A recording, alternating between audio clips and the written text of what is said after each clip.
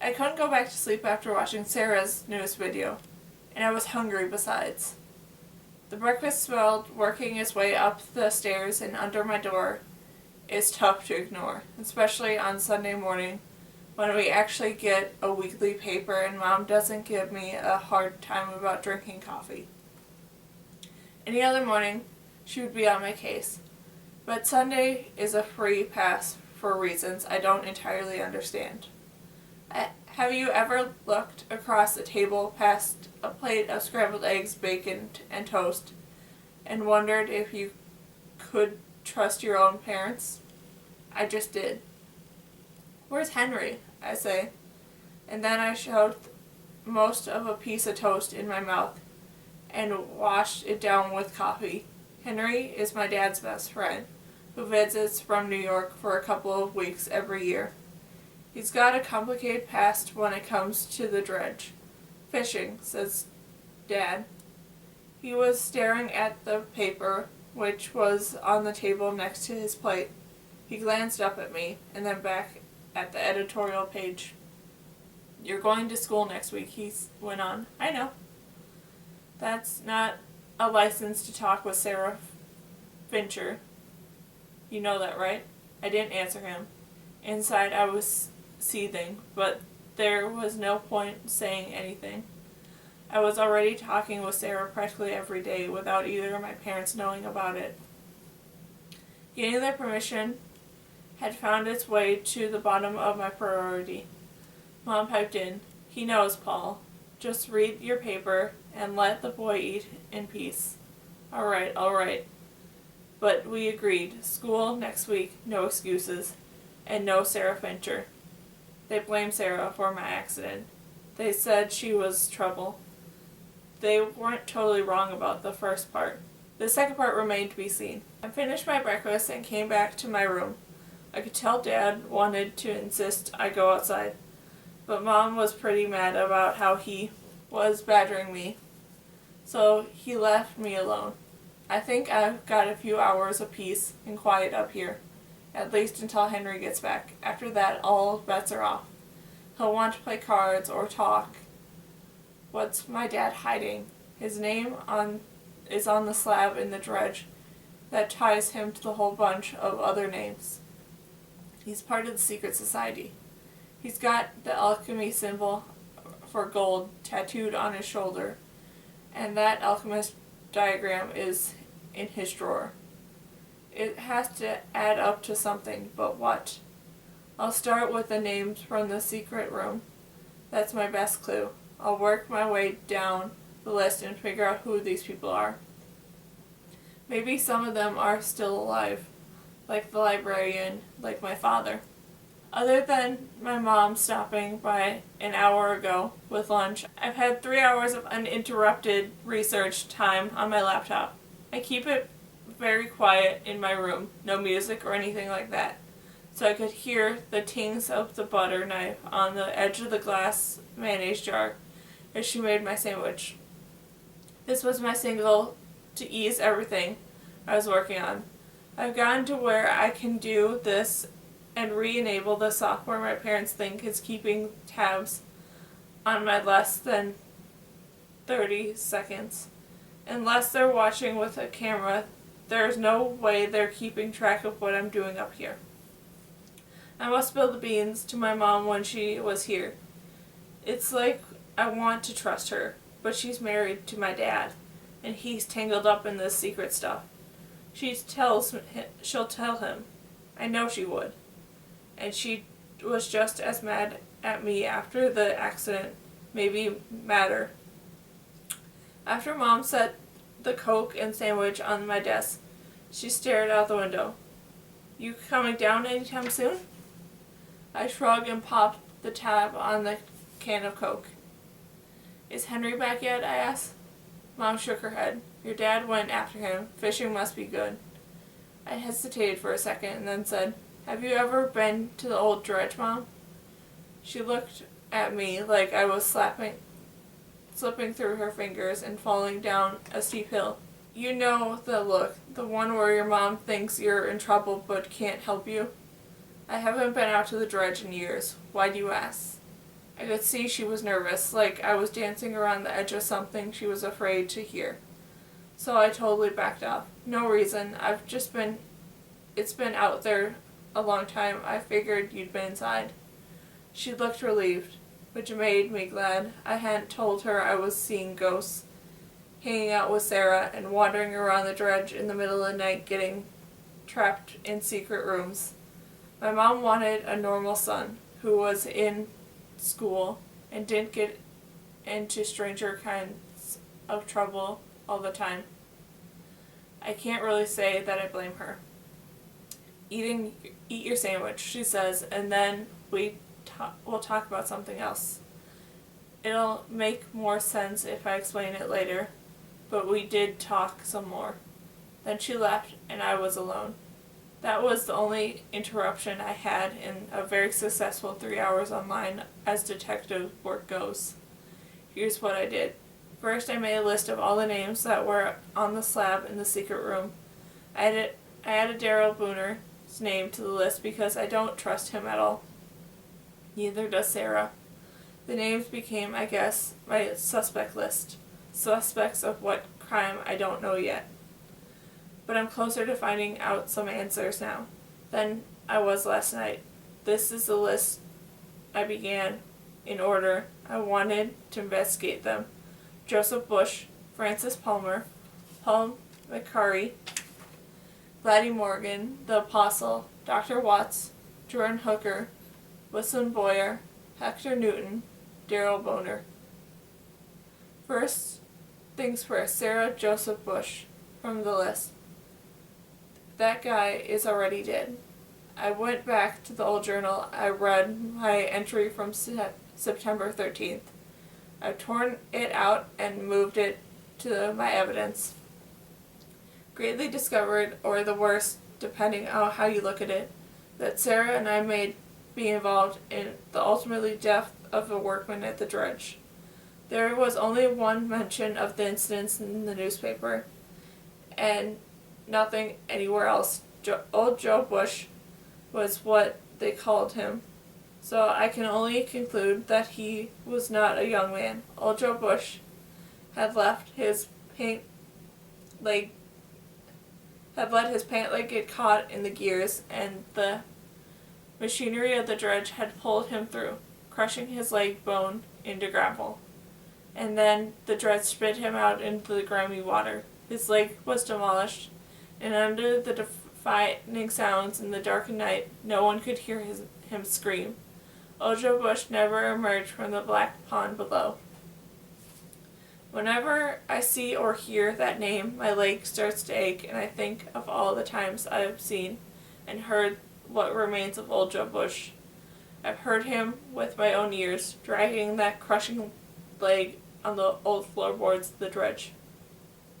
I've seen footage of him, and I'm really saying this. I've seen him through the broken window and leaning down in the secret room, moving across a camera that I've dropped. I felt him push me over the rail high enough off the ground to kill me. The important thing right now is that Joseph Bush is off the list. He's not the only one. Workers who died at the dredge. I searched and searched for Francis Palmer. I didn't have any luck at all until I remembered all those minutes and reports from the New York Gold and Silver Company. There were big files. There were lots of them. Plus I had gone in and started highlighting different areas of interest. I couldn't keep those files on my computer, so I transferred them to a flash drive and taped it under the drawer of my desk. And you know what?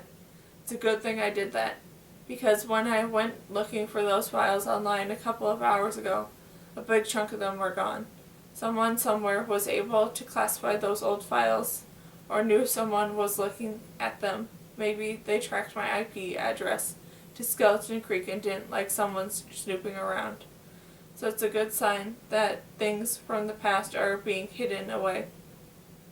People hide reports if they think someone will find something bad in them, which is exactly what I found. I pulled up the files from the flash drive and ran the program, I will have to sift through multiple documents for keywords at one time. So I put in the keywords Francis Palmer. I got a return on a document dated within months of the death of Joseph Bush. When I highlighted the entry from the board of directors meeting, I realized that the death of Francis Palmer took place only 27 days after the death of Joseph Bush. New York Gold and Silver's PM Minutes, paragraph 9, page 25. The 42 asset holding in Skeleton Creek, Oregon, was location of a fatal accident on August 12, 1963. The second fatality is less than a month had led to an internal safety and structural investigation of the asset 31 through 47. The victim, Francis Palmer, was a long-term night shift control room operator. He was found dead in the water below asset 42, an apparent accident drowning. Legal documents advise adding safety precautions to asset 42 in the form of railings and window bars. Approved cost analysis of the modifications of asset 42 scheduled on September 15th. Insurance claims pending with Palmer's family. Scratch Francis Palmer's name off the list. Dead. He and Joseph Bush were both in the Crossbones, and both of them died in the dredge, within a month of each other. I've had a brief moment to consider as my dad's face flashed before my eyes. 20% of the people on this list had already been killed off, and I hadn't even been investigating for an hour. The next two people on the list were Dad and Gladys Morgan, the librarian. At least I know these two were still alive. For some reason, I couldn't go searching around online for my dad. It's too weird. Who knew what kind of junk I might dig up about Paul McCary? He was involved. He was alive. He was secretive like everyone else in the town. He lived here his whole life.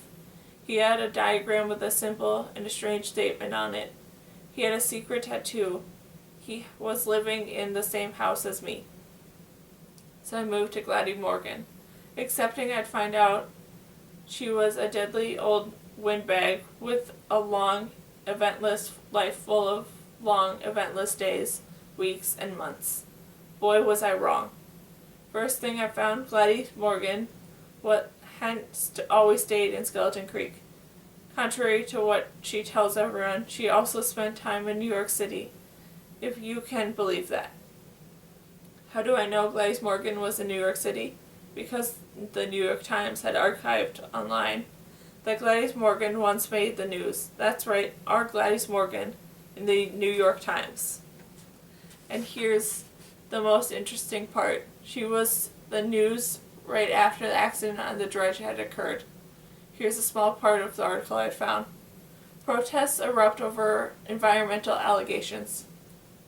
The New York Gold and Silver board members arrived on the Park Avenue this morning and found more than 50 protesters all across America. The company, which operates dozens of gold dredges in remote parts of Alaska, Oregon, and Montana, have come under fire in recent months for what many are calling dredging the environment of environmental concerns in small towns across the West. One of these attendants, Gladys Morgan, came all the way from rural Oregon to join the protests. I've got some explaining to do. Simple as that, Morgan said. She likes many of those in attendance live in the small towns where New York Gold and Silver dredges grind along the outskirts of the town 24 hours a day, 7 days a week. They hadn't kept up their end of the bargain. I'm going to tell them they're gonna, whether they like it or not. Jim Parson, of lumber mill worker from Building, Montana, who drove the entire 3,000-mile journey with his dog Skipper, had similar complaints. What was she doing there? I get that she was angry, but going all the way to New York to complain with a bunch of other small-town folks, I think there were more to it than that. What if she was there as a member of the Crossbones? 2 of them were dead in a span of a month, or maybe the whole thing was covered, especially her participation in this rally when she worked for New York Gold and Silver.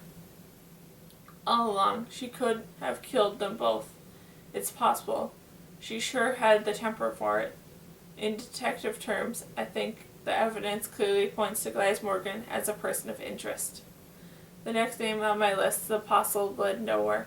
I couldn't find anything online that made any sense or connected anyone with that title to Skeleton Creek or the Dredge. The only thing I can think of now is to check with one of the old churches in town.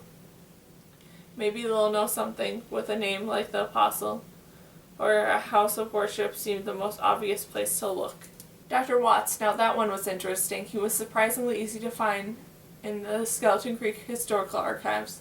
He was right in the middle of working on the lead when he heard my mom making the sandwich downstairs. That's why when I went down, I steered the conversation to Dr. Watts, because I figured she would have heard of him. When I mentioned his name, she cringed. "That old geezer," she said. "He had the worst bedside manner of any doctor I've ever met. And he hated kids, I know, because I was one of his patients." "Is he still alive?" I asked. "Far as I know. I guess he retired about 20 years ago, before you were born. He'd been about 80 by now. He's reclusive, but he lives right off Main Street." "You mean he doesn't get out much?" "I mean he never gets out. At least I haven't seen him. Mary over at the store delivers his groceries and cleans up after him. She says he's obsessed with alchemy." "You know what that is?" I shook my head, not wanting her to know how much or how little I knew. The fact that Dr. Watts was into alchemy was a big deal. "Well, it's sure no good medicine. Something about mixing metals or chemicals. I think it's making him soft in the head, whatever it is." "Very interesting. Dr. Watts is alive, so that makes 3. And just as important, he's messing around with alchemy, which has to be connected with the alchemy chart I found in Dad's dresser. And speaking of 3s, at least 3 names on the list were inside the Dredge were connected. Here, I have to figure it out. First, I searched each of the names separately. Jordan Hook, Wilson Boyle, Hector Newton. Searches for those names didn't lead anywhere interesting. Then I put all 3 names in at one time and searched them together. To my surprise, things started adding up. It was only the last names that mattered. It quickly became clear. The first names were bogus, placed there to throw an outside observer off the track. Jordan, Wilson, and Hector were 3 there for show. Hook, Boyle, and Newton. Those were incredibly interesting last names to be taken together. Sir Isaac Newton, obviously, I'd heard of him, gravity and all. But other 2, both of the first names, Robert, were even more interesting. Robert Hooke, Robert Boyle, were contemporaries of Newton and often worked right alongside him, if not in the enormous shadow. All 3 scientists were fiercely competitive and laid claim to similar finds. Here's where dots start to connect. Boyle, in particular, was greatly enthusiastic of alchemy. He had a secret fascination. As I read more about it, I began to understand that alchemy is, at least in part, the science of trying to turn one kind of metal into another. Boyle, I almost fell out of my chair when I read this, was totally obsessed with the properties of one of the particular, gold. Alchemy, gold, the Dredge, the Crossbones, Dr. Watts. These things are all connected somehow. And that chart in my dad's dresser drawer. The alchemist diagram of 79 for Paul McCary.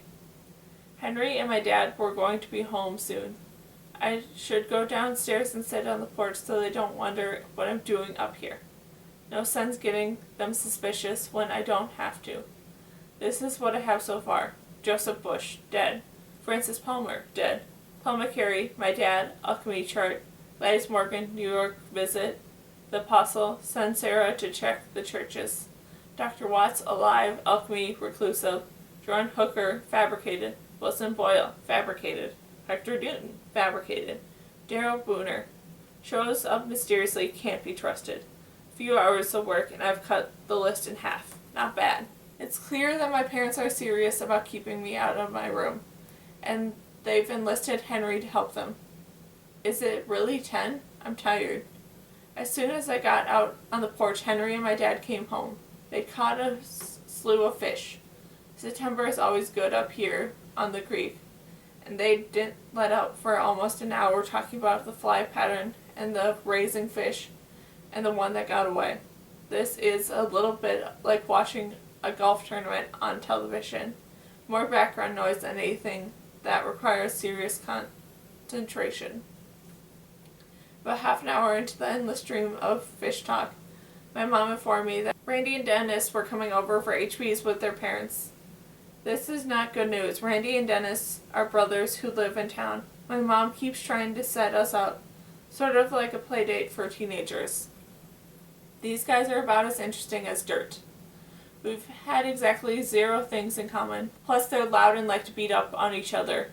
I'm not even saying they're bad people exactly.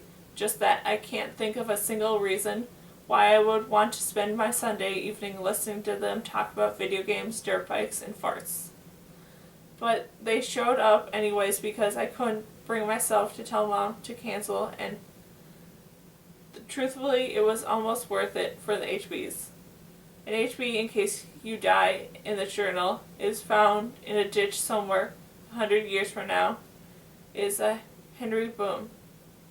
This burger is a huge beyond reason. Part of the fun of having an HB is seeing how much you can eat. No one to my knowledge has finished a Henry Boom. My mom and Randy and Dennis, Mom split half of one HB. That tells you anything. And my mom is no slouch. She can put away Whoppers no problem, but this thing, half an HB, is like a whole meatloaf. Our grill is pretty good sized, but Henry only cooks one H-bomb at a time. They're extraordinarily made to order. Tomatoes, lettuce, onions, special sauce is a secret. It's orange. It's awesome. Every kind of pepper, and a dozen Ziploc bags filled with seasoning, salts, and varying degrees of heat. Total wimp all the way to blow your head off. Don't even get me started on the HB buns, which Henry makes himself from frozen bread dough. I think free Frisbees if you're in the ballpark. I tried and failed to eat an entire HB. It took a long time. I checked my phone. Sarah texted me. 9 EMV at 6:30 MUEL. Delete. 9 minutes. Her parents are watching. They've been paying closer attention than usual. Emailing video at 6:30 a.m. She missed me. End with evil laugh. Actually, I'm sort of glad she's not sending me videos until tomorrow morning. Half of the time I get these things at night and I can't sleep. I'm taking 5 minutes to write her an update on the alchemy and the apostle and everything else I figured out, and then it's lights out. Monday morning, exactly 1 week from now, I'll be getting ready for school. Maybe classes and homework will be my entire life feel normal again. The second I woke up, I sat up and looked at all the walls in my room. There was no new writing either. I couldn't find a pen in my sleep last night. It's possible since I made a point of putting every pen I have back of the drawer and shutting it tight, or whoever wrote the first message didn't feel like the need to tell me twice. And then there were others, worse feelings when I woke up and looked at the poster. I moved. If I lifted it and looked underneath, would the words even be there? Don't make me come looking for you. This is how messed up my memory is becoming. I can't even tell you the difference between the truth and fiction. I checked my phone, no password. I checked my email, no password. And then I looked at the window and saw a piece of paper was taped to the outside. This can't be good. I pulled the window up just far enough to reach my hand under and take the note. I could hear my parents talking downstairs and getting ready to leave for work. Henry would sleep in late and probably go fishing. Pretty soon I'd have the house to myself. Here's what the note said. No more email or text messaging for a couple of days. My parents are really cracking down. Booner stopped by here yesterday, Sunday. Can you believe that? He told my parents someone had cut the lock in the dredge and gone back in. He came right out and said he suspected it was me. Unbelievable. He keeps giving me an evil eye, like when I was in his office the other day. It's a good thing I grabbed those bolt cutters on the way out, or we'd be finished. Don't be surprised if he showed up at your front door. I got a message about the alchemy. Very interesting. I wish I could sit down and talk. It's killing me. I do some digging at the churches and the edge of town after school. For now, I've got some big news on my own. Just go to the site and use Castle of Otranto as the password to get back to my house before it's lights out. I can't wait to see you, but don't send any more emails or texts, at least for today. It's too risky. Leave me messages at the Blue Rock like we used to do when we were kids, and I'll do the same. Sarah. P.S. I heard you and Henry had Henry bombs last night. Everyone heard. I'm so mad I couldn't be there. I bet you tried to eat a whole one since we couldn't split it up. Didn't you? That might be the best password yet. Very impressive. She's right. I did miss having her there to eat half my dinner. Being a glutton about it, it didn't make me any less lonely. Plus, I got a stomach ache. The Blue Rock, a hassle, but at least I'll be safer with Darrow Booner snooping around. Ever since the guy came to town a few weeks ago, there's been nothing but trouble. What's his real reason for transferring here? I can hear people in the house. Dad's shaving, Mom's making coffee. Better make a showing. Then I'll come back and check the video. Parents are gone and Henry is still asleep downstairs. Time to check that video.